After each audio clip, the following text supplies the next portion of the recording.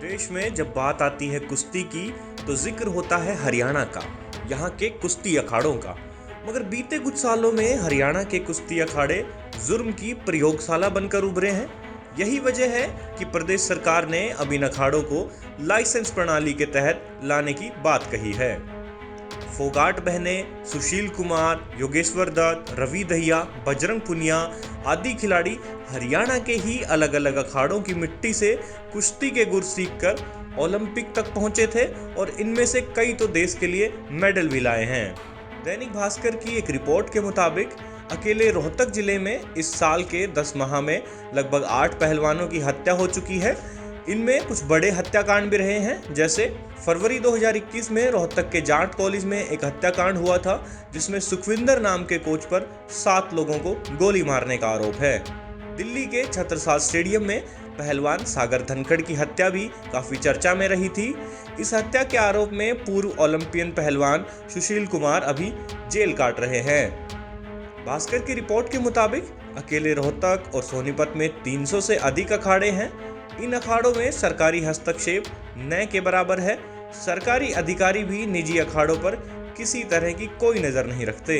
अखाड़ों से निकले कई कोच और पहलवान तो अच्छा खासा आपराधिक रिकॉर्ड बना चुके हैं।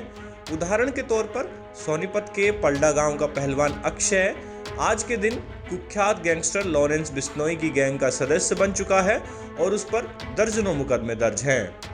हाल ही में पहलवान निशा दहिया और उसके भाई की हत्या के बाद सरकार अखाड़ों में बढ़ रहे क्राइम को लेकर गंभीर हुई है।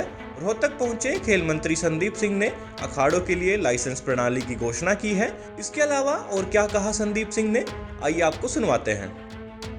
कि हमने जितने भी ये कह सकते हैं कि अनऑफिशियल जो एक तरीके के जो खिलाड़ियों को तैयार करने वाले जो एक छोटे से अपने घर में हॉस्टल टाइप के बनाए हुए हैं, उनके लिए एक नई चीज़ हम शुरुआत करने वाले हैं जो सरकार द्वारा मान्यता प्राप्त उसको करवाएगा। उसके अंदर कैमरेज, उसके अंदर वो सुविधा होगी, तभी हम उसको लाइसेंस देंगे। वो लाइसेंस होल्डर ही अपना हॉस्टल शुरू कर सकता है, अपना अखाड़ा शुरू कर सकता है, जिससे कि जो बच्चे हैं वो सिक्योर भी रहेंगे। क्योंकि आजकल जो खिलाड़ी है वो अब आजकल का पहले ज़माने से अभी तक जितने भी खिलाड़ी हैं उनको अपनी शरीर को ही उनका धन होता है, दौलत होती है।